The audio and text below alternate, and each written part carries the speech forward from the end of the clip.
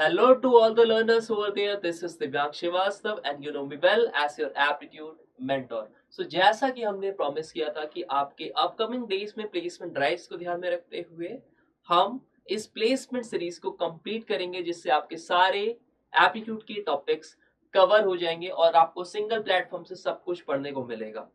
तो आज हम देखेंगे surface area and volume chapter बहुत ही बिगनर लेवल से क्या कॉन्सेप्ट्स यहाँ पे हैं, कैसे फॉर्मूला को हम डिराइव कर सकते हैं, क्या चीजें ध्यान में रखना है, वैरायटी ऑफ क्वेश्चंस क्या आते हैं, कैसे डिफिकल्टी लेवल ऑफ क्वेश्चंस आएगा और इसके साथ में क्या टिप्स एंड ट्रिक्स होंगी, कैसे ट्रिक्स की हेल्प से हम विद इन सेकंड्स क्वेश्चन को क्रैक करेंगे जिससे कि आप कोई भी पर्टिकुलर अपने एग्जाम्स की प्रिपरेशन कर रहे हो, टीसीएस बेस्ड एग्जामिनेशन या फिर Cognizant, Wipro, Accenture, Tech Mahindra, Capgemini, कोई भी पर्टिकुलर असेसमेंट्स को आप टारगेट कर रहे हो तो यहाँ से आप पूरा सीख के जाओ और इसके बाद इसके बाहर से कुछ भी आपको पढ़ना ना पड़े। कैसा भी क्वेश्चन आ जाए आप फर्स्ट पर्टिकुलर अटेम्प्ट में ही अपने पर्टिकुलर प्लेसमेंट ले लो और अपना बीटेक या कोई भी पर्टिकुलर एकेडमिक डिग्री में आप इनरोल्ड हो तो उसको वर्थ इट बनाओ। अपनी हार्ड वर्क को यहाँ से आप सक्सेसफुली प्रूफ कर सकते हो। तो सबसे पहले हम देखेंगे what is surface area and volume. तो अगर मुझे आपको चैप्टर से थोड़ा सा फैमिलियराइज कराना पड़े तो क्या मैं आपसे पूछ सकता हूँ कि आप daily day to day life में कहाँ पे इसके एप्लीकेशंस देखते हो? तो सरफेस एंड वॉल्यूम हर जगह ही है। कोई भी बिल्डिंग मटेरियल आप लेने जाते हो, कंस्ट्रक्शन वर्क देखते हो, कहीं पे भी आप देखो अर्बनाइजेशन हो रहा है, कहीं पे भी आप कुछ भी ग्रोसरी आइटम्स लेते हो या कुछ भी लेते हो, वहां पे इसका एप्लीकेशन है। ठीक है, बिल्डिंग मटेरियल में टाइल्स, ब्रिक्स, सीमेंट कितना वॉल्यूम में चाहिए आपको या फिर किस एरिया में पर्टिकुलर आपको टाइल्स को लगाना है। ठीक है, इसके अलावा आप देख सकते हो हेल्थ केयर में, ठीक, इंजेक्शंस लेते हो, इंजेक्शंस का भी कुछ वॉल्यूम होता है। इसके अलावा आप life style daily day to day accessories use करते हो, आप पॉकेट बैग्स या फिर आप रेन कोट्स या कुछ भी लेते हो आप। इसके अलावा अगर आप डे टू डे लाइफ में देखो, आप रेफ्रिजरेटर या फिर वॉशिंग मशीन, कोई भी यूटेंसिल्स लेते हो, कोई भी आप पर्टिकुलर आप अप्लायंस लेते हो, उसमें कोई ना कोई उसकी वॉल्यूम गिवन रहती है। ठीक है, तो ये सारे एक पर्टिकुलर एग्जांपल्स हो सकते हैं। इसके अलावा भी आप देखो क्लाइमेट चेंज स्टडीज वगैरह होती हैं या कहीं पे भी स्ट्रक्चरल डिजाइन होती है, कहीं पे भी पैरामीटर्स होते हैं, तो वहां पे हम बात करते हैं सरफेस एरिया और वॉल्यूम की। सबसे पहले डेफिनेशन समझ लेते हैं कि डिफरेंस क्या होता है, क्योंकि अभी भी बहुत सारे स्टूडेंट के माइंड में एक डर बैठा रहता है क्वांट्स को लेके, एप्टीट्यूड सेक्शन को लेके कि हमारी मैथमेटिकल स्किल्स नहीं अच्छी है ना। तो सरफेस एरिया को समझेंगे बहुत ही इजीली। तो सरफेस एरिया क्या बेसिकली होता है? The space occupied by a two dimensional flat surface is called the surface area. तो हम क्या कर सकते हैं यहाँ पे, ये दो वर्ड से बना हुआ सरफेस और एरिया। ठीक, तो कोई भी पर्टिकुलर किसी भी पर्टिकुलर सरफेस पे जो स्पेस क्रिएट होता है, the space occupied that by that particular surface is called surface area. अगर यहीं पे वॉल्यूम की बात कर ले तो वॉल्यूम क्या हो जाता है? Amount of space measured in cubic units that an object or a substance occupied is called volume।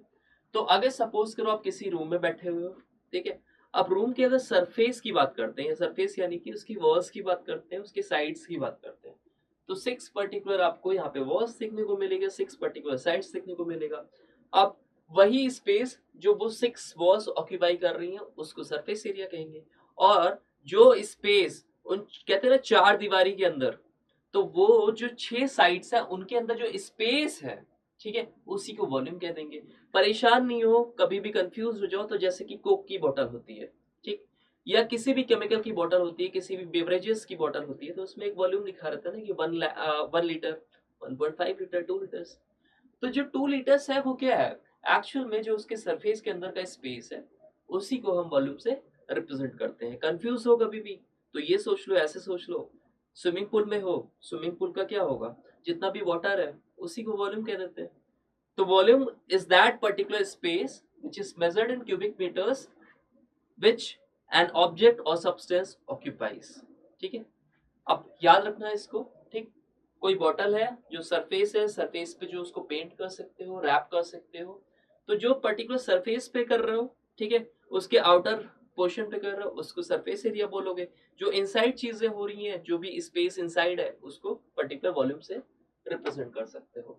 अब क्या क्या इस पर्टिकुलर चैप्टर में हमें पढ़ने वाले हैं, वैरायटी ऑफ क्वेश्चंस क्या होंगे।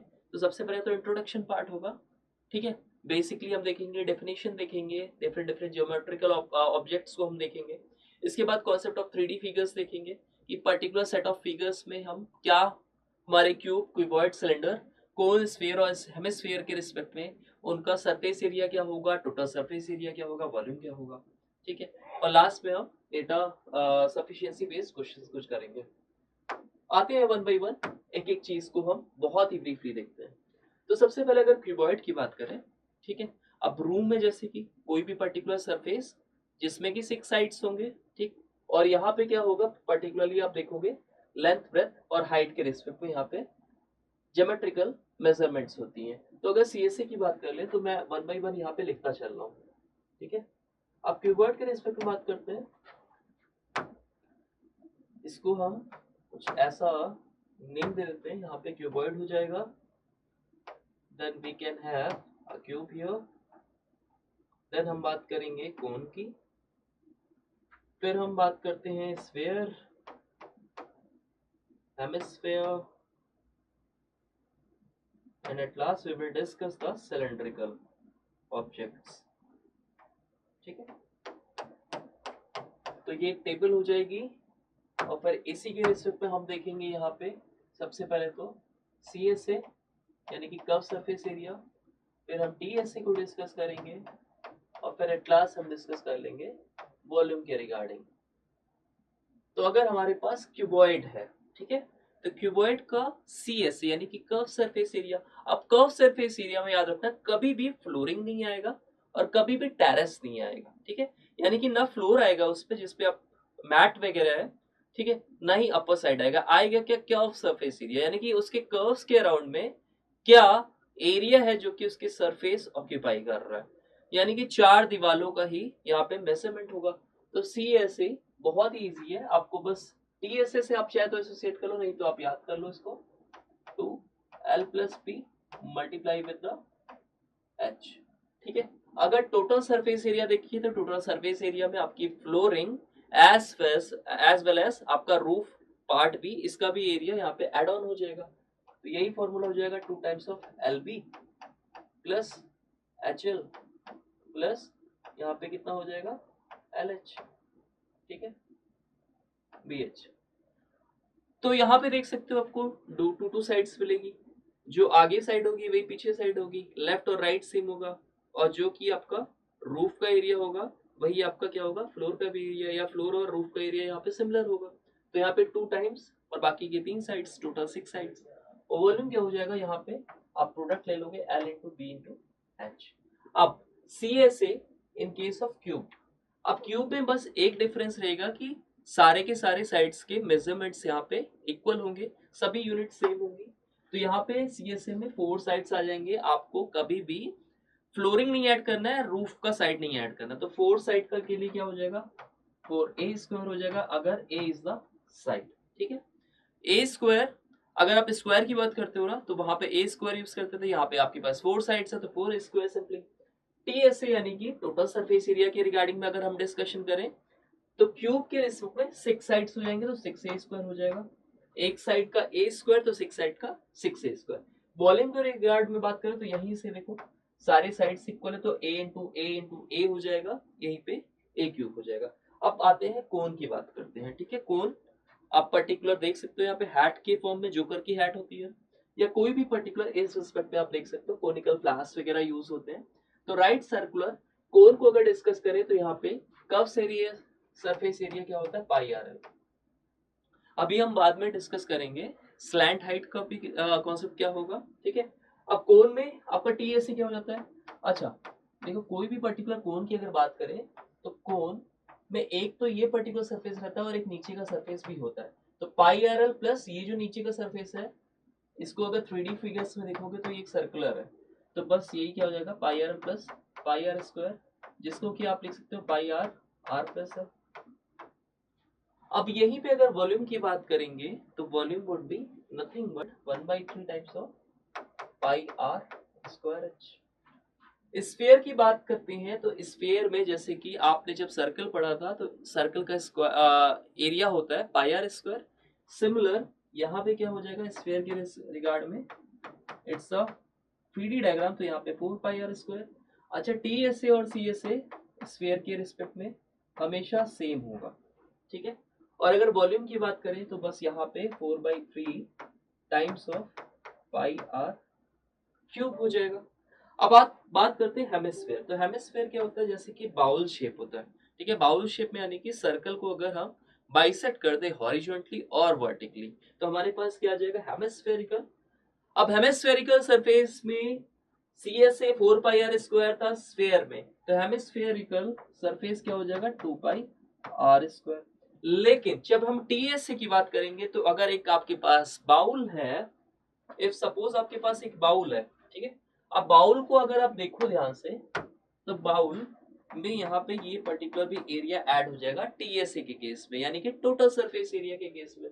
तो टीएसए के केस में अगर pi r square add on हो रहा है तो ये क्या हो जाएगा 2 pi r square plus pi r square, यानी कि ये हो गया 3 पाई आर स्क्वायर। और अगर वॉल्यूम की बात करें तो वॉल्यूम क्या हो जाएगा हाफ हो जाएगा, जो भी स्फीयर का वॉल्यूम है। तो स्फीयर के वॉल्यूम से हाफ होने की वजह से ये हो जाएगा 2/3 times of pi r cube. अब बात करते हैं लास्ट में हमारे पास एक और ज्योमेट्रिकल फिगर है दैट इज सिलेंडर। तो सिलेंडर की अगर बात करें कुछ ऐसा शेप होगा आपको। अगर सिलेंडर को हम ओपन करके देखें तो एक शीट ऑफ पेपर की तरह है, ठीक है। सिलेंडर को क्या कर सकते हो, एक शीट ऑफ पेपर ले लो और उसको अगर आप फोल्ड करते हो, सपोज आपके पास ये पर्टिकुलर एक कोई कॉपी है, ठीक है। अभी ये हमारे पास कैसा फिगर है, ये रेक्टेंगुलर शीट है।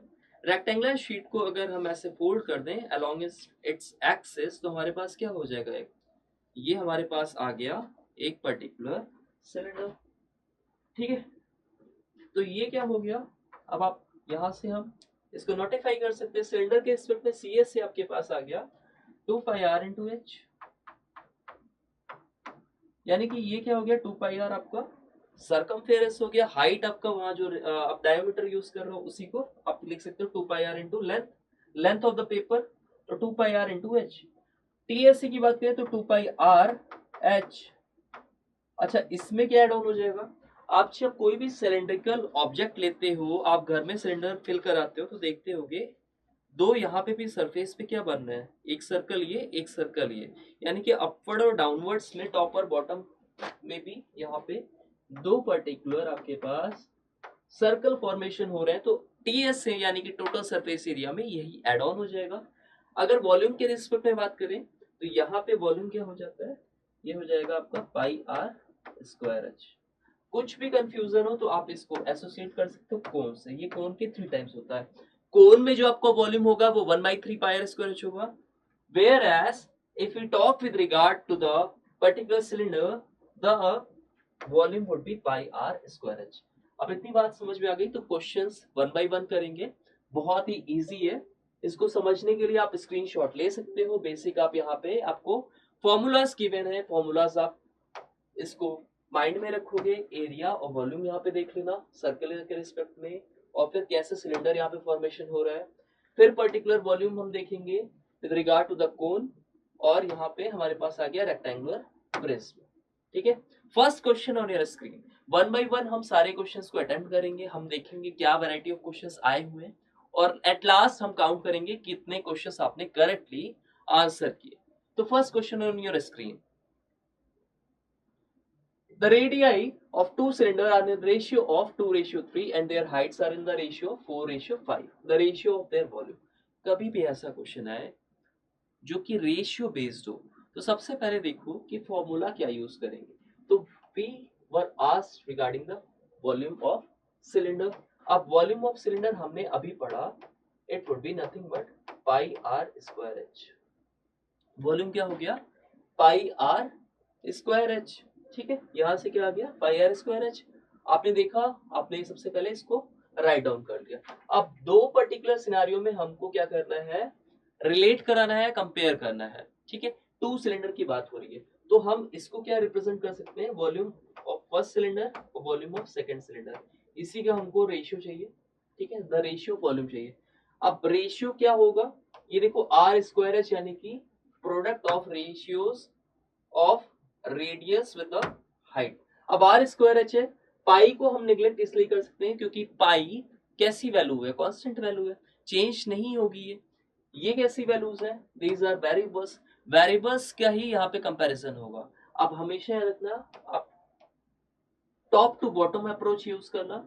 और देखो वॉल्यूम क्या होगा, वॉल्यूम वुड बी, यहाँ पे देखो रेडियस कितने टाइम्स आएगा, आर स्क्वायर में आर और आर, तो यहाँ पे इसको रिप्रेजेंट कर लो आर आर एच से, ये हो गया आर स्क्वायर एच। अब देखो क्या यहाँ पे पर्टिकुलर हमारे पास यूनिट्स गिवन है, क्या कंपैरिजन है, तो रेशियोज देखो यहाँ पे रेशियो क्या था रेडियस का 2:3, बस इसको 2:3 ऐसे रिप्रेजेंट कर लो। ये हो गया फर्स्ट टाइम ऑफ आर, एक और बार यूज कर लो क्योंकि यहाँ पे आर की डिग्री कितनी है, आर की यहाँ पे स्क्वायर कितना है 2 टाइम्स है, तो आर स्क्वायर तो 2 टाइम्स आर हो गया। अब विद रिस्पेक्ट टू हाइट देख लो, यहाँ पे हाइट का रेशियो कितना है 4:5, ठीक है। तो हमारे पास कंपैरिजन हो गया volume of first cylinder with regard to the volume of second cylinder. आप बस हमेशा याद रखना लेफ्ट टू राइट जाना और इसको मल्टीप्लाई कर दो, ठीक है। तो अलोंग इसको कैसे मल्टीप्लाई करोगे, वर्टिकली, 4 2 8, 8 2 16, और यहाँ से कितना आ गया 5 3 15, 15 3 45, तो आपका जो फाइनल रेशियो वॉल्यूम का होगा वो कितना होगा 16:45, यही आपका आंसर हो जाएगा, that is option number D. चलते हैं नेक्स्ट क्वेश्चन की तरफ। तो next question on your screen is the height of a given cone B doubled, ठीक है। कोन के रिस्पेक्ट में बात कर रहे हैं, कोन की हाइट क्या हो रही है, डबल हो रही है, और radius of the base become half the ratio of the volume of given cone to that of second cone. यानी कि हमारे पास दो कोन है जिसके रिगार्डिंग कुछ इंफॉर्मेशन गिवन है, we have to find the volume of the two given cones. तो cone के रिस्पेक्ट में अगर बात करें तो वॉल्यूम ऑफ कोन क्या होगा, सबसे पहले तो volume of cone would be nothing but 1/3 times of pi r square h. एक बात याद रखना बस यहाँ पे कि कांस्टेंट टर्म क्या है और वेरिएबल्स क्या है, ये हो गया आपका कांस्टेंट टर्म्स, यानी कि यहाँ पे तो कुछ आपको चेंज नहीं होगा, आपका जो भी यहाँ पे कंपैरिजन होगा रेशियोज का वो डिपेंडेंट होगा अपॉन आर स्क्वायर एच। तो बस यहाँ पे भी आप आर स्क्वायर एच यानी कि 2 टाइम्स ऑफ आर लिख लो। कंपैरिजन किसका करना है, वॉल्यूम का, तो v1 रेशियो v2 हमने कर लिया। आर के रिस्पेक्ट में हमारे पास कह रहा है कि अगर रेडियस का रेशियो डबल हो जाता है, यानी कि रेडियस अगर 1 है तो सेकंड वॉल्यूम में कितना हो जाएगा, सेकंड पर्टिकुलर जो भी आपके पास कोन है उसमें कितना हो गया 2 हो गया। अगर 1 रेडियस फर्स्ट का है तो सेकंड कोन का रेडियस वुड बी 2। ऐसे ही हाइट जो है आपका बेस का वो क्या हो जाएगा, हाफ हो जाएगा। तो अगर हाइट फर्स्ट कोन की 1 है, 1 यूनिट है, तो सेकंड की कितनी हो जाएगी 0.5, क्योंकि हाफ हो गई है, ठीक है। अब बस इसको सॉल्व करना है आपको, राइट, ठीक है। तो अगर रेडियस यहाँ से हाफ हो गई, ठीक है। अच्छा मैंने यहाँ पे एक मिस्टेक कर दिया, अब इसको रेक्टिफाई कर लेना। यहाँ पे एक मिस्टेक हो गई है, फिर से देख लेते हैं इसको। तो height of a given cone is doubled, तो हाइट अगर डबल्ड हो गई यानी कि हाइट कितनी हो गई, यहाँ से 1 से 2 हो गई, और रेडियस कितनी हो गई, हाफ हो गई, यानी कि ये 0.5 और ये भी 0.5। अब बस इसको टॉप टू बॉटम आप क्या कर लोगे, मल्टीप्लाई कर लोगे, तो 1 इंटू 1 इंटू 1 यहाँ से 1 हो गया, और यहाँ से कितना हो गया 0.5 इंटू 0.5 यानी कि 0.25, 0.25 मल्टीप्लाई बाई 2 वुड बी 0.5। अब हमारे पास जो फाइनल रेशियो आया वो 1:0.5। इसको डबल कर लेते हैं ताकि हम इजिली हमारे पास सारी यूनिट्स आ जाए, तो इट वुड बी, ये 1 का डबल कितना हुआ 2 हो गया, और 0.5 का डबल कितना हो गया 1 हो गया, यानी कि volume of first cone with regard to volume of second cone would be 2:1। अब आप आंसर से मैच करते हैं, बट यहाँ पे कोई भी ऑप्शंस हमारा मैच नहीं हो रहा है, that means answer will be none of these, right. अब नेक्स्ट क्वेश्चन हम सॉल्व कर लेते हैं। A copper sphere of radius 9 centimeter is beaten and drawn into a wire of diameter 0.2 centimeter. The length of the wire is. अब ऐसे case में कभी भी कोई अगर मेटल के पर्टिकुलर ऑब्जेक्ट को अगर आप उसको डक्टिलिटी देखते हो, आप उसको it is beaten into and form और डिफॉर्म इनटू अ वायर। एक चीज बस याद रखना है, ऐसे केस में हमेशा जो वॉल्यूम होता है वो सेम होता है। किसी भी पर्टिकुलर ऑब्जेक्ट को अगर आप डिफॉर्म करते हो, उसको किसी भी पर्टिकुलर ऑब्जेक्ट में आप कन्वर्ट करते हो, तो हमेशा उसका volume will remain the same. तो अब यहाँ पे देखो दो ऑब्जेक्ट किसकी बात कर रहे हैं, यहाँ पे कॉपर स्फीयर की बात कर रहे हैं और at last it is drawn into wire. अब वायर को अगर देखो बहुत अच्छे से तो it is in cylindrical form, ठीक है। वायर किस फॉर्म में होता है, सिलेंड्रिकल फॉर्म, क्योंकि उसमें कुछ क्रॉस सेक्शन एरिया भी होगा और कुछ उसमें लेंथ भी होगी। अब बस वॉल्यूम यहाँ पे सेम कर लो, तो इस केस में हमारे पास क्या हो जाएगा, volume of sphere is equal to volume of wire, और वायर किस शेप में है, वायर है हमारा सिलेंड्रिकल शेप में। अब बस फॉर्मूला यूज करने की बारी है। तो वॉल्यूम ऑफ स्फीयर, तो यहाँ पे सिंपली आप कौन सा फॉर्मूला यूज कर सकते हो, 4/3 times of pi r square.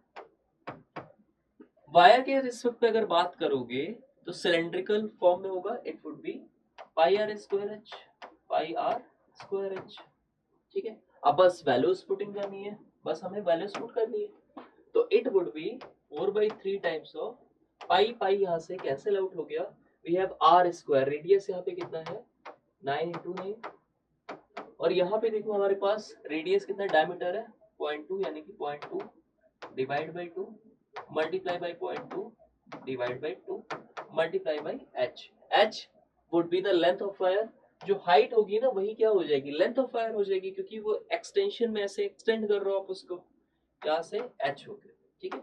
And we have to determine the value of h only, बस यहीं से आप इसको कैलकुलेट कर सकते हो, इट वुड बी 3 टाइम्स, ठीक है। और यहाँ पे 0.1 हुआ, यहाँ पे भी 0.1 टाइम्स हुआ, ठीक है। तो ये देखो, अच्छा यहाँ पे 3 हो गया है ना, 4/3 पाई आर क्यूब, तो यहाँ पे एक और 9 होगा, तो 9 9 जा 81, 81 इंटू 3 किया तो 243, और 243 इंटू 4 किया, 243 इंटू 4 अगर हमने कर दिया यहीं से तो वैल्यूज क्या आ जाएंगी, 243 इंटू 4, 24 इंटू पर्टिकुलर अगर बात करो, ठीक है, इंटू 4 क्या होगा 96 होगा, और 96 प्लस 3 इंटू 4 करोगे तो आप कितना हो जाएगा 972, 960 प्लस 12 वुड बी 972, तो आंसर यहाँ से कितना आ जाएगा 972 मीटर्स। बस यही आपका आंसर आ जाएगा और यही ऑप्शन आप यहाँ से टिक कर देना। So next question on your screen is a 5 meter long and 4 meter wide cistern contains water up to a breadth of 1 meter 25 centimeter. Find the total area of the surface submerged with water. ठीक है, अब इस question को समझने से पहले एक बार हम चीजों को विजुअलाइज करते हैं। अब कैसे विजुअलाइज कर सकते हो, एक सिस्टर्न है, ठीक है। अब सिस्टर्न में लेंथ भी है, ब्रेथ भी है, और इसमें कुछ वाटर क्या हो गया है, फिल भी हो गया है up to a breadth of 1 metre 25 centimetre, तो यानी कि इसमें कुछ हाइट भी है, लेंथ भी है, ब्रेथ भी है, ठीक है।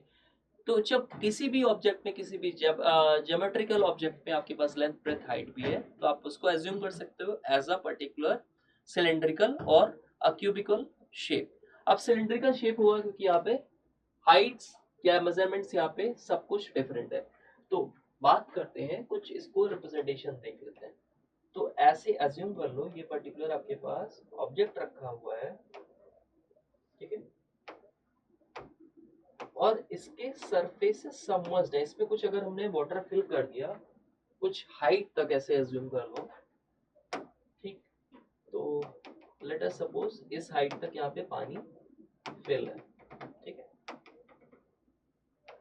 अच्छा, ऐसे क्वेश्चन हो तो अपने रूम से अच्छा कोई एग्जांपल नहीं हो सकता, अपने रूम से एसोसिएट कर लो।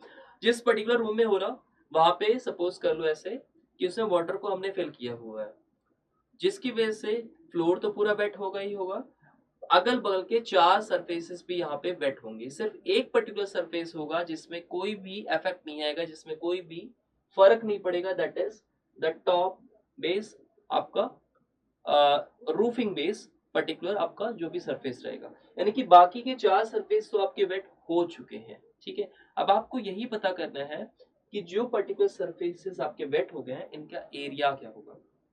तो प्राइमरली हमारे पास आ क्या रहा है, यहाँ से हमारे पास फ्लोरिंग मिल रही है जो कि वेट है पूरी, बाकी हमारे पास 4 साइड्स हैं जो कि हमारे वेट है, तो बस इनका एरिया आपको फाइंड आउट करना है। आप चाहो तो फॉर्मूला यूज कर लो या फिर आप डायरेक्ट भी इसको यूज कर सकते हो। तो डायरेक्ट हम यहाँ यूज करते हैं इसको।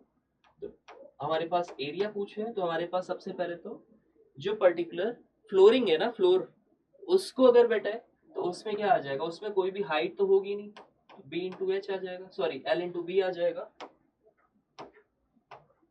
हमारे पास क्या आ गया, l इंटू बी वाला सरफेस आ गया, और बाकी के चार साइड्स आ गया। बाकी के चार साइड्स में देखो, इसमें हाइट होगी और इसमें लेंथ होगी, ये भी हाइट और लेंथ होगा, और इसमें क्या होगा, इस पर्टिकुलर साइड में, ठीक है। अभी हम इस पर्टिकुलर साइड को ले लिए और अब इस पर्टिकुलर साइड में ले लें, तो यहाँ पे हाइट और ब्रेथ हो जाएगी, ठीक।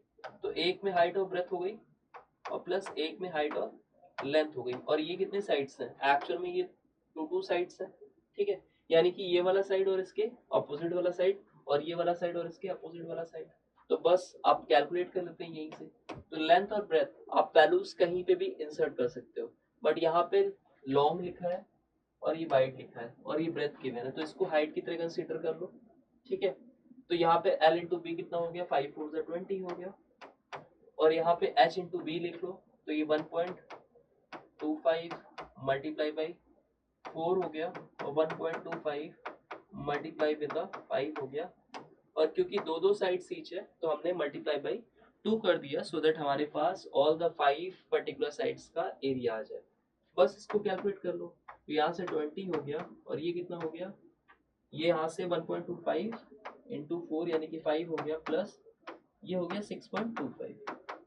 अब कैलकुलेशन हम ध्यान से करेंगे, तो 20 प्लस, और ये कितना हो गया 11.25 मल्टीप्लाई बाई 2 हो गया,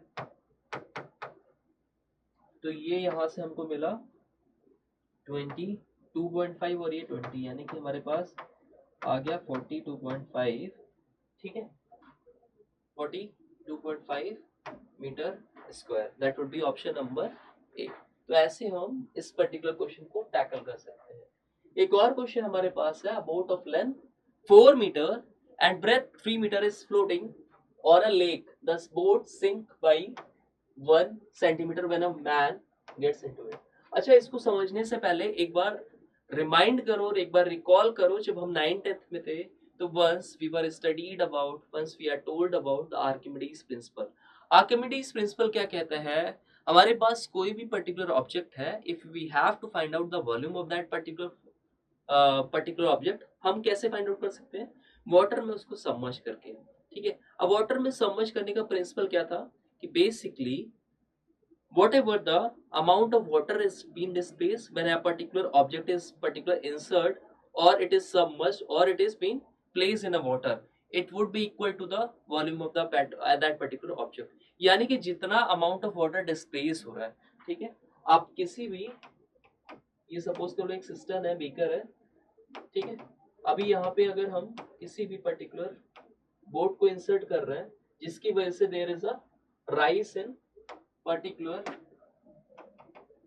there is a raise in the height of water, तो ये जो रेज हुआ ना, जितना भी अमाउंट ऑफ वाटर डिस्प्लेस होगा उसका पर्टिकुलर वॉल्यूम किसके बराबर होगा, that particular volume of that particular object. तो जो वाटर डिस्प्लेस हो रहा है उसका ऑब्जेक्ट, हमारे जो भी ऑब्जेक्ट का वॉल्यूम होगा वही उतना ही वाटर क्या होगा, डिस्प्लेस हो जाएगा ऐसी सिचुएशन में। तो बस हम यहाँ पे आर्किमिडीज प्रिंसिपल का यूज करेंगे, ठीक है। एक और चीज यहाँ पे है कि यहाँ पे डेंसिटी का कॉन्सेप्ट लगेगा, तो डेंसिटी यहाँ से क्या हो जाएगा, डेंसिटी इज इक्वल टू, यानी कि D is equal to mass upon volume. अब बस इसी फॉर्मूला को हम यहाँ पे अप्रोच करते हैं। तो डेंसिटी ऑफ वाटर की अगर बात करें तो इट वुड बी 1000 kgs पर मीटर क्यूब, ठीक है। और मास अपॉन वाटर, तो मास हमें फाइंड आउट करना है। वही वॉल्यूम की बात करें कि वॉल्यूम ऑफ वाटर क्या हो जाएगा यहाँ पे, तो देखो बोट की यहाँ पे लेंथ कितनी है, 4 है, ब्रेथ कितनी है, 3 है, और अगर वो सिंक हो रही है by 1 centimetre when a man gets in, ठीक है। तो बोट अगर सिंक हो रही है, अगर वो इंसर्ट हो रही है, तो जितना वाटर डिस्प्लेस हो रहा है वही क्या हो जाएगा, वही volume of that particular man हो जाएगा, या वॉल्यूम ऑफ पर्टिकुलर बोट हो जाएगा। क्यों हो रहा है, इम्पैक्ट पड़ रहा है, क्योंकि उस पर्टिकुलर आदमी उस पे क्या कर रहा है, वॉक इनटू कर रहा है, ठीक है। अब यहाँ से हम क्या कर लेंगे, सिंक बाई 1 सेंटीमीटर, तो हम यहाँ से हाइट देख सकते हैं, हाइट वुड बी 1 सेंटीमीटर। अब सारे हम कन्वर्जन मीटर में ले रहे हैं, तो ये 1/100 हो जाएगा यहीं से। अब यहाँ पे 2 zeros है तो ये 2 0 यहाँ से 2 0 कैंसिल आउट हो जाएंगे और मास क्या हो जाएगा 10 into 12 हो जाएगा, दैट वुड बी 12 120 kgs. तो mass of that particular man would be 120 kgs. ठीक है, नेक्स्ट क्वेश्चन पे ऐसे ही फर्दर मूव करते हैं. How many bricks each measuring 25 centimetre 11.25 centimeter and 8 centimeter will be needed to build a wall of 8 meter into 7 meter into 22.5 meter. अच्छा देखो, कभी भी किसी भी पर्टिकुलर ऑब्जेक्ट का अगर मेजरमेंट गिवन है, अगर वॉल की बात करें ना या कभी भी फ्लोर की बात करें और उस पर टाइल्स लगाना हो तो हम क्या करेंगे, पहले फ्लोर का एरिया ले लेते हैं और फिर हम देखते हैं कि एक पर्टिकुलर टाइल का एरिया क्या है और फिर नंबर ऑफ टाइल्स से मल्टीप्लाई कर देते हैं. ठीक है, वही रिक्वायरमेंट होता है कि कितने हमें नंबर ऑफ टाइल्स चाहिए. इस केस में भी अगर हमें नंबर ऑफ ब्रिक्स देखना है तो हम क्या करेंगे, पूरी पर्टिकुलर वॉल का देखेंगे एरिया कितना है, एक पर्टिकुलर ब्रिक का एरिया देखेंगे क्या है और फिर डिवाइड कर देंगे. या हम सिंपली ऐसे कर सकते हैं कि surface area of wall is equal to surface area of bricks of one brick. ठीक है, of one brick multiply by whatever number, क्योंकि हमें n ब्रिक चाहिए उस पर्टिकुलर वॉल को फुल करने के लिए, फिल करने के लिए, उसमें पर्टिकुलर इम्प्लांट करने के लिए. तो सरफेस एरिया ऑफ वॉल, अब यहाँ पे वॉल कैसी शेप में है, यहाँ पे क्यूबॉइडल शेप में है क्योंकि यहाँ पे लेंथ ब्रेथ हाइट भी हमको गिवन है. तो it would B 8 into 7 into 22.5 और इसी को हम इक्वेट कर देंगे सरफेस एरिया ऑफ ब्रिक से. तो ब्रिक की मेजरमेंट हमारे पास सेंटीमीटर्स है तो मीटर्स में हम कन्वर्ट कर लेते हैं. तो इट वुड बी, यहाँ से 25 आ गया तो 25 डिवाइड बाई 100 कर लो. ठीक है, या फिर सबसे इजी है कि आप इसको पहले से ही सेंटीमीटर में ही सबको कन्वर्ट कर लो. तो अगर सेंटीमीटर में सबको सब यूनिट्स को हमने कन्वर्ट कर लिया तो हमारे पास क्या आ गया, हमारे पास यहाँ पे आ गया 800 मल्टीप्लाई बाई 700 मल्टीप्लाई बाई 2250, क्योंकि एक मीटर में बेसिकली आपके पास 100 सेंटीमीटर हो गए. तो ब्रिक के रिस्पेक्ट में बात कर लेते तो यहाँ पे 25 मल्टीप्लाई बाई 11.25 मल्टीप्लाई बाई 8 और multiply by n number of BRICS की रिक्वायरमेंट है. अब यही n नंबर ऑफ ब्रिक्स हमको फाइंड आउट करना है तो डिवाइड कर दो यहाँ से. ये कितने टाइम्स हो जाएगा, 100 टाइम्स हो जाएगा. ठीक है, बचा के हमारे पास ये 25 हुआ तो 25 से ये 4 टाइम्स हो गया. राइट, अब हमारे पास और भी देख लेते हैं यहाँ से यूनिट. ये 1125 है, ये 225 है, तो ये कितने टाइम्स हो गया, ये 200 टाइम्स हो गया. ठीक है, तो ये 200 into 4 800 800 into 700 would be 8 7 जा 56. ठीक है, तो आंसर हमारे पास कितना आ गया 560000. राइट, नेक्स्ट क्वेश्चन पे मूव करते हैं. From a cylindrical vessel having a radius of the base 7 cm and height 8 cm, water is poured out into a small spherical bowls, each of radius 3.5 cm.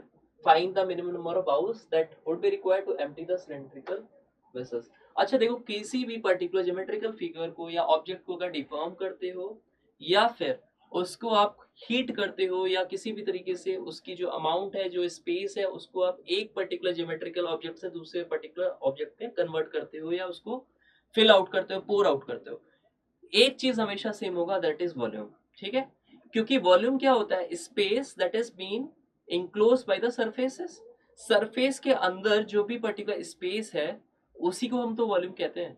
तो इस case में अगर किसी भी particular object से आप निकाल के पानी या कोई भी पर्टिकुलर आप लिक्विड को दूसरे में ट्रांसफर करो तो वॉल्यूम हमेशा सेम रहेगा. आप ऐसे समझ लो, कोई भी जग आपने लिया है, अब जग से जितना भी उसका वॉल्यूम है, जग का जो भी वॉल्यूम है, अगर उसको आप बाकी के किसी भी ऑब्जेक्ट में आप पोर आउट कर रहे हो तो हमेशा पानी का तो वॉल्यूम सेम रहेगा ना.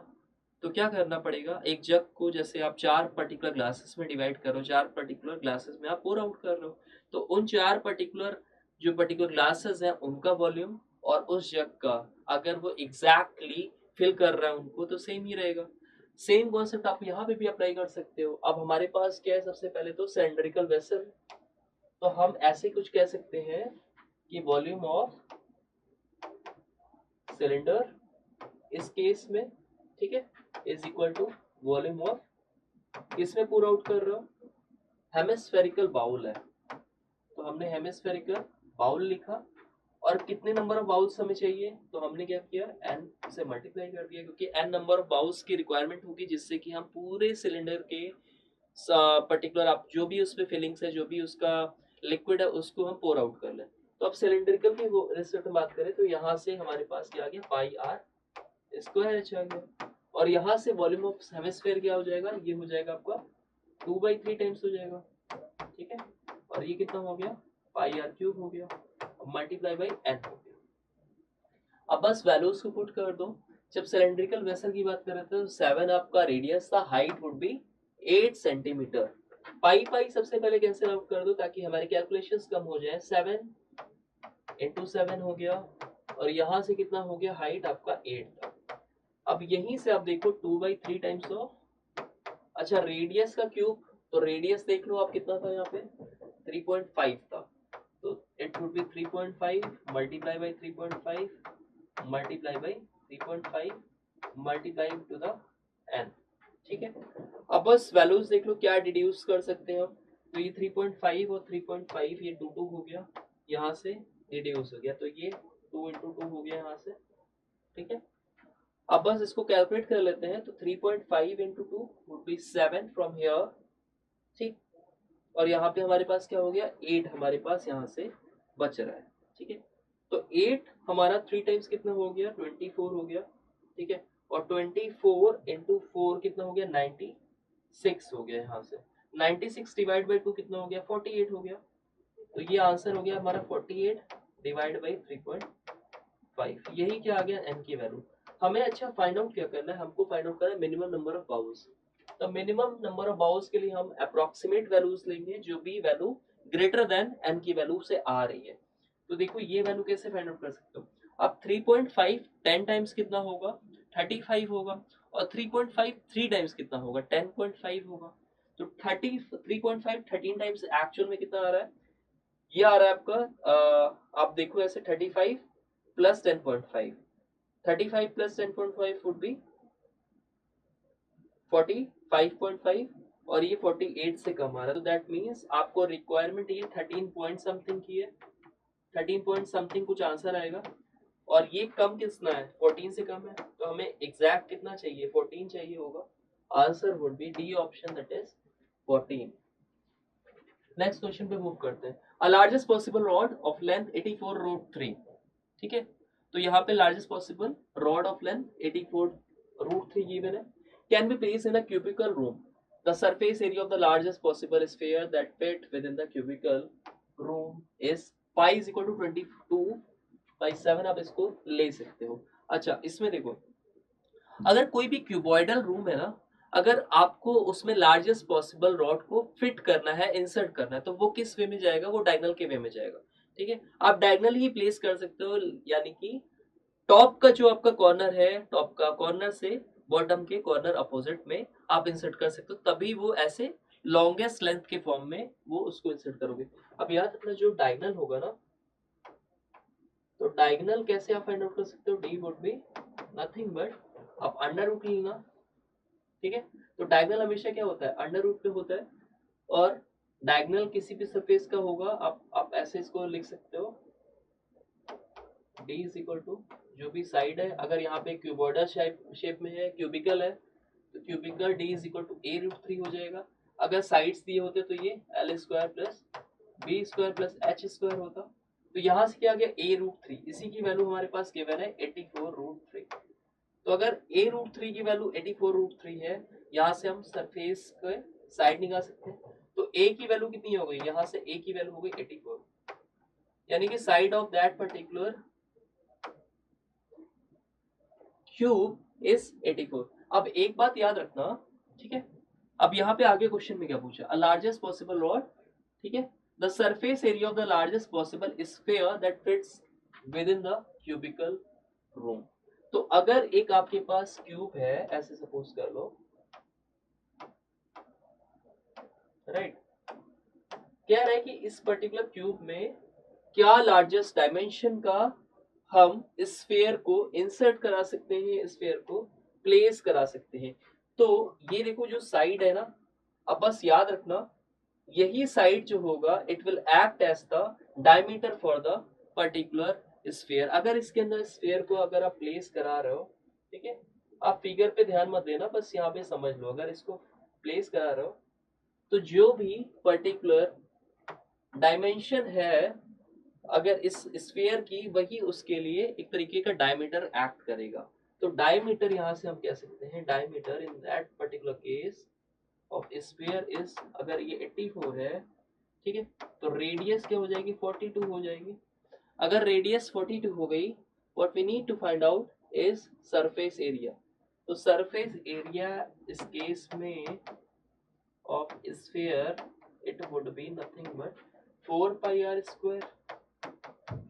अब बस आप वैल्यूज रख दो यहाँ पे, 4 इंटू 22/7 मल्टीप्लाई बाई 42 इंटू 42, ये 6 टाइम हो जाएगा, ठीक है। अब या तो फिर इसको सॉल्व कर लो, या फिर एक और चीज कर सकते हो, यूनिट डिजिट से देख लो, या फिर देख लो 22 का डिविजिबिलिटी देख लो। 22 की डिविजिबिलिटी यानी कि option must be a multiplying factor और अ मल्टीपल ऑफ 11। 11 की डिविजिबिलिटी देख लेते हैं। तो पहले ऑप्शन से आते हैं 6 और ये 7, 7 और ये 9, और यहाँ से 12 हो रहा है, ये तो नहीं हो सकता। 6 7, ठीक है, और यहाँ से 7 और ये हो सकता है अभी। आगे और ऑप्शन देखेंगे, 5 to 7, 7 to 9, ये भी नहीं हो सकता। 4 प्लस 8 वुड बी 12 और यहाँ से 13 और यहाँ से ये भी नहीं हो सकता। तो एक ही ऑप्शन है 11 की डिविजिबिलिटी से हमने चेक कर लिया, तो option number B would be the right answer. आप चाहो तो इसको कैलकुलेट कर सकते हो, but it would be lengthy, it would be complex, क्योंकि यहाँ पे कैलकुलेशन ज्यादा है। तो आप सबसे बेस्ट तरीका होता है आप ऑप्शन से इसको सॉल्व कर सकते हो। नेक्स्ट क्वेश्चन आपकी स्क्रीन पे है, the height of a conical tank is 12 centimeter and the diameter of its base is 32 centimeter. The cost of painting it from the outside at the rate of rupees 35 per square centimeter is. तो conical tank है, तो कोन कहीं भी आएगा, आपको पाई R L याद रखना है कि यहाँ पे जो आपका कर्व सरफेस एरिया होगा it would be pi R L. अब देखो यहाँ पे गिवन क्या है, अगर कॉनिकल फ्लास्क है, ठीक है, या कॉनिकल टैंक है पर्टिकुलरली, तो कुछ ऐसा आपके फॉर्म में होगा, राइट। अब यहाँ पे आपको हाइट गिवन है, हाइट कितना गिवन है, 12 सेंटीमीटर है, ठीक है, हाइट 12 सेंटीमीटर है, और आपका डायमीटर बेस का कितना है, 32, यानी कि रेडियस कितना हो जाएगा, 16 सेंटीमीटर। अब हमें कभी भी पेंटिंग का कॉस्ट निकालना है तो पेंटिंग हमेशा सरफेस पे की जाती है, और सरफेस का अगर आपको स्पेस निकालना है, सरफेस का स्पेस निकालना होगा तो सरफेस एरिया फाइंड आउट करना होगा। For that matters you will use the particular formula of pi R L. अब यहाँ पे एल क्या है, L would be the slant height. तो यहाँ पे प्राइमरली आप इसमें निकालते हो स्लैंट हाइट, जिसके लिए आप यूज करते हो पाइथागोरस ट्रिपलेट का। अब कैसे यूज करना है, ये 16 है, ये 12 है, ठीक है। अब या तो फिर पाइथागोरस ट्रिपलेट याद कर लो, या देख लो कि किसके ये मल्टीपल है। अगर मल्टीपल के फॉर्म में देखें तो इसको ऐसे लिख सकते हो 4 इंटू 3, इसको ऐसे लिख सकते हो 4 इंटू 4। अब हमेशा रखना 3 4 5 एक तरीके का पाइथागोरस ट्रिपलेट है। तो यहाँ पे अगर मल्टीप्लाई बाई 3 है, यहाँ पे मल्टीप्लाई बाई 4 है, तो याद रखना जो इसकी ये परपेंडिकुलर साइड है ना, इट वुड बी हमेशा इन अ मल्टीपल ऑफ 5, और यहाँ पे 4 कॉमन था तो यहाँ पे 4 हो गया, तो 4 5 20, यानी कि लेंथ आ गई आपके पास 20। स्लैंट हाइट आपके पास जो आ गई वो कितनी आ गई, 20 आ गई, ठीक है। अब स्लैंट हाइट अगर 20 आ गई, बस फॉर्मूला में देख लो, और हमें टोटल कॉस्ट क्या चाहिए होगी, तो 35 से मल्टीप्लाई कर देना। तो पाई आर एल की जगह लिख लो 22/7 इंटू रेडियस आपका कितना था, यहाँ से 16 था, लेंथ कितनी थी, स्लैंट हाइट कितनी थी, स्लैंट हाइट आपकी यहाँ से 20 आ गई, और आपको टोटल कॉस्ट ऑफ पेंटिंग निकालना, तो इसी को आप 35 से मल्टीप्लाई कर देना। तो ये हो गया 5 टाइम्स, ये 5 इंटू 20 हो गया 100, और 16 इंटू 22, तो 16 टू ज़ा 32 और 16 टू ज़ा 32, तो ये 35200। तो आंसर आपका हो जाएगा ऑप्शन नंबर सी। ऐसे ही नेक्स्ट क्वेश्चन हम जल्दी से कर लेते हैं। तो हमारे पास एक और क्वेश्चन है, total surface area of metallic hemisphere is 462 centimeter square. A solid right circular cone is formed after melting the hemisphere.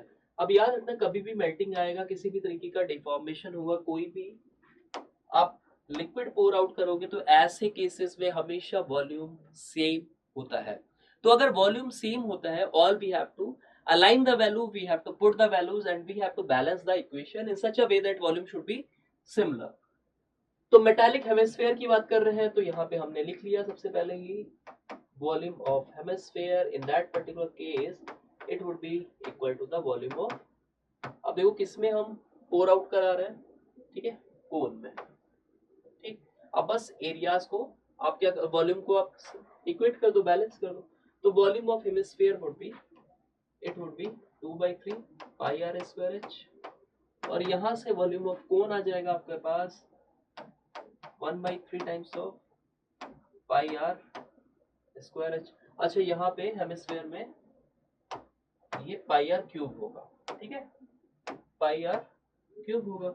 अब देख लो कोई और गिवन है क्या हमारे पास information, the radius of the base of the cone is same as the radius of hemisphere, तो यहाँ पे रेडियस हमारे पास सेम है, तो ये आर स्क्वायर से आर क्यूब को आप यहाँ से कैंसिल आउट कर देना, तो फर्दर आपके पास क्या बचेगा, यहाँ पे 3 कैंसिल आउट हो गया, पाई से पाई कैंसिल आउट हो गया, तो यहाँ से एक आर बचा और ये 2 बचा, तो 2r is equal to H बचा।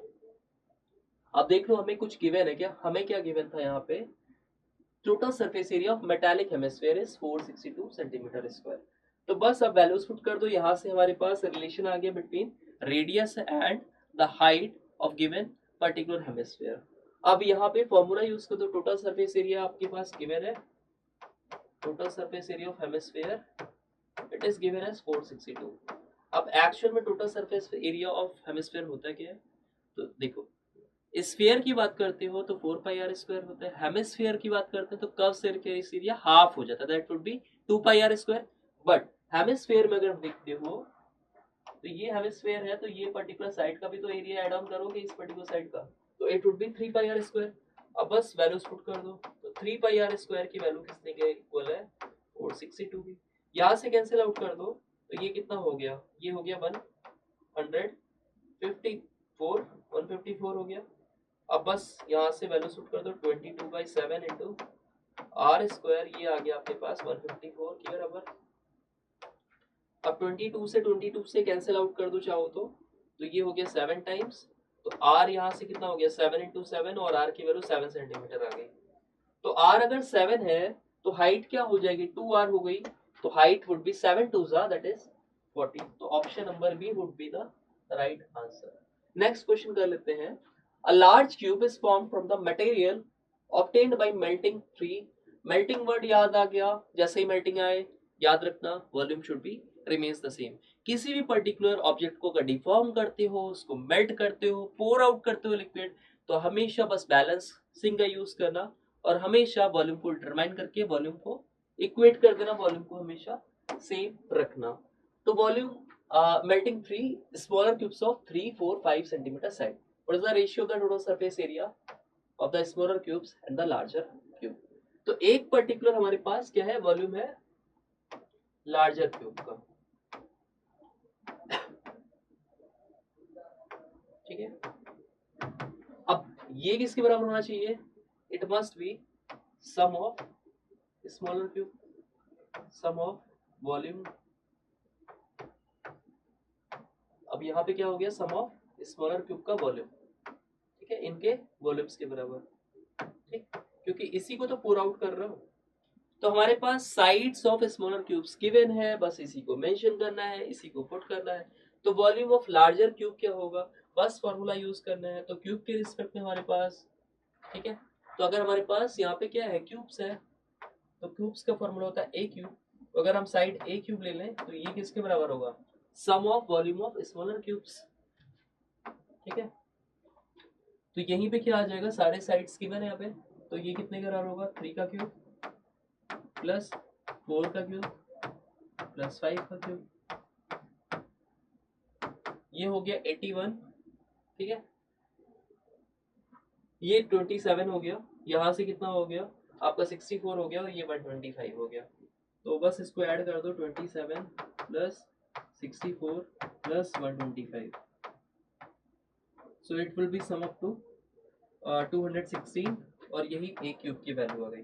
तो अगर ए क्यूब की वैल्यू 216 है, that means the side of that particular cube would be 6, यानी कि जो लार्जर पर्टिकुलर हमारे पास क्यूब है उसका साइड कितना आ गया 6 सेंटीमीटर। अब बस हमको फाइंड आउट क्या करना है, find the ratio of total surface area of the smaller cubes and the larger cube. तो इजी है, अब हमारे पास जब सारे साइड्स आ गए तो हम इजीली फाइंड आउट कर सकते हैं बिटवीन रेशियोज। तो यानी कि S a larger one with the S A of smaller one, ठीक है। तो लार्जर वन का सरफेस एरिया की बात करें तो यहाँ पे क्या हो जाएगा, अब टोटल सरफेस एरिया है तो इट वुड बी 6a², बस फॉर्मूला लिख लेना। अब यहाँ पे क्या होगा, देखो जब तीनों पर्टिकुलर क्यूब्स को हम एड ऑन करेंगे तो उनका क्या होगा, कंबाइन, यानी कि sum of all the individual surface areas of different different cube आएगा। तो यहाँ से क्या आ जाएगा, ये फर्स्ट वाले का ले लिया तो हमने कुछ इसको रिप्रेजेंट कर दो 6a1² plus 6a2² plus 6 times of a3²। तो यहाँ से 6 कॉमन ले लो, यहाँ पे आ गया a1² plus a2² plus a3², ठीक है। और यहाँ पे बड़ा वाला है तो इसका 6a² ही लिख लो। अब 6 कैंसिल आउट हो गया। अब देखो बड़े वाला साइड कितना था, a का 6 था तो इट वुड बी 6 का square, that would B 36। Ratios क्या आ गया, इंडिविजुअल साइड्स का स्क्वायर, तो इंडिविजुअल साइड्स का स्क्वायर यहाँ पे देखो क्या हो गया, 3 का स्क्वायर 9 हो गया, यहाँ से 4 का स्क्वायर 16 हो गया और 5 का स्क्वायर 25 हो गया। अब बस इसको सम अप कर दो तो 25 प्लस 16 वुड बी 41, ठीक है, ठीक है। तो यहाँ पे कितना हो गया 41 हो गया और 9 प्लस एड ऑन किया तो 50 हो गया, ठीक। तो यहाँ पे रेशियो फाइनल कितना है 36:50। अब 36:50 है, इसको कैंसिल आउट कर दो तो ये हो गया 18:25। यही क्या आ गया आपका आंसर आ गया, that would be option number B. चलो एक और क्वेश्चन जल्दी से कर लेते हैं, ठीक है। तो 12th क्वेश्चन है, balls of marbles of diameter 1.4 centimeter diameter are dropped into a cylindrical beaker containing some water and fully submerged. The diameter of the beaker is 14 centimeter. Find how many marbles have dropped in the water rises by 5.6 centimeter.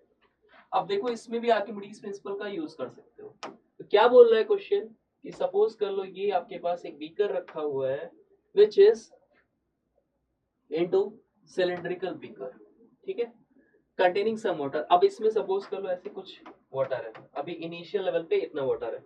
अब हमने क्या किया, इसमें बहुत सारे pebbles या particular इसमें हमने इंसर्ट कर दिया। आप ऐसे देख सकते हो इसमें हमने इंसर्ट कर दिया कुछ मार्बल्स को या स्टोन्स को, जिसकी वजह से वाटर का क्या हुआ, लेवल राइज अप हो गया, वाटर का लेवल कुछ यहाँ तक आ गया, ये वाटर का लेवल थोड़ा सा अपवर्ड चला गया, ठीक। अब आपको यही फाइंड आउट करना है कि कितने एग्जैक्ट मार्बल्स को यहाँ पे ड्रॉप किया गया। तो आर्किमिडीज प्रिंसिपल क्या कहता है, फिर से याद करो, आर्किमिडीज प्रिंसिपल कहता है the amount of water which is been displaced और the amount of water which is been uplifted is equal to the volume of the that particular marble. तो अब यहाँ पे n number of marbles use हुए हैं तो आप उसी के रिस्पेक्ट में यहाँ पे वैल्यूज पुट कर सकते हो। तो यहाँ पे हमारे पास क्या हो जाएगा, वॉल्यूम ऑफ सिलेंड्रिकल बीकर है यहाँ पे, तो cylinder it would be equal to volume of marbles, ठीक है, और n नंबर ऑफ मार्बल्स है तो multiply by n number of marbles का यूज कर लो। आप सिलेंड्रिकल के वैल्यू में, सिलेंड्रिकल वैल्यू में देखो यहाँ पे पाई आर स्क्वायर h का यूज होगा और यहाँ पे क्या यूज होगा मार्बल्स के रिस्पेक्ट में। मार्बल्स का शेप कैसा था, वो एक तरीके से स्फेरिकल शेप्स में थे, ठीक है, क्योंकि यहाँ पे डायमीटर गिवन है। तो इसके केस में क्या हो जाएगा 4/3 times of pi r square pi r cube multiply by n number of marbles are there. बस अब वैल्यूज पुटिंग कर लो यहाँ पे। तो हमने देखा यहाँ से पाई बाई कैंसिल आउट, ठीक है। अब आर स्क्वायर एच, तो आर सिलेंड्रिकल की फॉर्म में देखे हुए तो बीकर का जो अगर डायमीटर यहाँ पे गिवन है वो कितना गिवन है 14 सेंटीमीटर। तो यहाँ से हो गया 14/2 मल्टीप्लाई बाई 14/2। अच्छा हाइट देख लो, यहाँ पे हाइट भी गिवन है क्या? अच्छा वाटर जो हाइट है ना, जितना वाटर राइज किया वही क्या हो जाएगा, हाइट ऑफ सिलेंड्रिकल। ठीक है, ये 4.5.6 हो गया, और ये इक्वेट कर दो 4/3, और यहाँ से कितना आ गया r3। अच्छा जो पर्टिकुलर हमारे पास मार्बल्स थे उनका डायमीटर कितना था 1.4, तो बस 1.4 यहाँ पे पुट कर दो, 1.4 divide by 2, 1.4 divide by 2, 1.4 divide by 2 multiply by n। अब n की वैल्यू इसको कैंसिल आउट करो, ये देखो यहाँ से कितना आ गया, ये 10 टाइम्स जा रहा है, यहाँ से ये 10 टाइम्स ये भी गया। ठीक है, 1.4 इंटू 4 ये 5.6 हुआ, ये पूरा कैंसिल आउट हो गया। ठीक, अब हमारे पास वैल्यूज कुछ ऐसा है, यहाँ से 2 to 4 कैंसिल आउट हुआ, तो यहाँ से 2 to 4 कैंसिल हुआ, ये 2 3 6 हो गया। ठीक, और 6 इंटू 10 इंटू 10 आपके पास 600 हो गया, तो n की वैल्यू यानी कि मार्बल्स की वैल्यू कितनी आ गई 600, यही आपका करेक्ट आंसर हो जाएगा। ठीक है, तो सारे ही वैरायटी ऑफ क्वेश्चंस मैंने कवर करा दिए as far as your placement exams are concern. अब बस आपको प्रैक्टिस की रिक्वायरमेंट है, सब कुछ मैंने यहाँ पे कवर करा दिया है, सारे कॉन्सेप्ट कवर कराए, बाहर से कुछ पढ़ने की जरूरत नहीं है, सारे वैरायटी ऑफ क्वेश्चंस कवर्ड है। इसके अलावा प्रैक्टिस के लिए मैं 5 क्वेश्चंस आपके लिए लेके आया हूँ, 1 by 1 आप इसके स्क्रीनशॉट ले लो, और इसके आंसर्स आप कमेंट सेक्शन में लिख देना, मैं करेक्ट आंसर को पिन कर दूंगा। ठीक है, तो इसके स्क्रीनशॉट ले लो, और इसके बाद प्रैक्टिस के लिए आप इन पर्टिकुलर क्वेश्चन को रेफरेंस पे ले सकते हो। द नेक्स्ट क्वेश्चन यहाँ पे है, ठीक है, आप इसके स्क्रीनशॉट लो और इसके आंसर्स आप इस कमेंट्स में ड्रॉप कर देना। Then again one more question,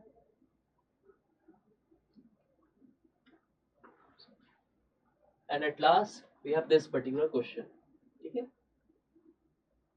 ये सारे प्रीवियस ईयर के क्वेश्चंस थे। आई होप आप सब कुछ करके इसको आप डन करोगे और आपकी प्रैक्टिस अच्छी चल रही होगी, आप कंटिन्यूटी के साथ में अपनी प्रिपरेशन बहुत अच्छे से कर रहे होगे, और आपने अपकमिंग डेज में एग्जाम्स को टारगेट कर रहे होगे। ठीक है, कोई भी पर्टिकुलर एग्जाम को देखोगे तो इट इज अ 4-वे प्रोसेस। सबसे पहले कॉन्सेप्ट बिल्डिंग के लिए कॉन्सेप्ट पढ़ोगे, क्योंकि सारे इंपॉर्टेंट टॉपिक्स हैं, जो भी आप देखोगे, सिलेबस देखोगे, पैटर्न देखोगे, कुछ पर्टिकुलर इंपॉर्टेंट टॉपिक्स हैं उनको आपको करना होगा। फिर सेकंड वुड बी ट्रिक्स, आप ट्रिक्स देखोगे कैसे सॉल्व करना है, चाहे वो ऑप्शन एलिमिनेशन की ट्रिक हो, पेपरलेस टेक्निक हो, विदाउट पेपर क्वेश्चन कैसे करना है, और क्या शॉर्ट पर्टिकुलर कैलकुलेशन टेक्निक हो सकती है जिससे हम क्वेश्चन को जल्दी से जल्दी अप्रोच कर सके। थर्ड वुड बी आप प्रीवियस ईयर क्वेश्चन को सॉल्व करोगे ताकि आपको अप्रोच पता चले, आप प्रैक्टिस क्वेश्चन को सॉल्व करोगे, और एट लास्ट आप मॉक्स दोगे ताकि आप इवेलुएट कर सको अपने स्कोर, आप देख सको कि आपकी पढ़ाई कैसे चल रही है और आप कहाँ पे स्टैंड कर रहे हो। ठीक है, और फिर मॉक को इवेलुएट भी आपको करना होगा ताकि आप अपने वीक पॉइंट देख सकोगे कि कहाँ पे आप लैक कर रहे हो, क्यों आपसे मिस्टेक हो रही है, और अपने इसको उसको मैक्सिमाइज करके बूस्ट करके आप अपना डेफिनेट सिलेक्शन ले सकते हो। So that was all about session. अपने फ्रेंड्स में, अपने कॉलेज ग्रुप्स में, अपने स्टडी ग्रुप्स में, हर जगह इस वीडियो को शेयर कर दो ताकि हर एक स्टूडेंट जो कि प्लेसमेंट्स के लिए डेडिकेटेड है, वो रिसोर्स चाह रहा है, फ्री मटेरियल चाह रहा है, उसके लिए ये पर्टिकुलर सीरीज, ये पर्टिकुलर सीरीज ऑफ सेशंस उसके लिए एक बून प्रूफ हो और उसका श्योर सिलेक्शन हो, क्योंकि हमारा एजेंडा, हमारा मोटिव बहुत क्लियर है, हम चाहते हैं आपका selection to your dream company at a dream package. Thank you all the best.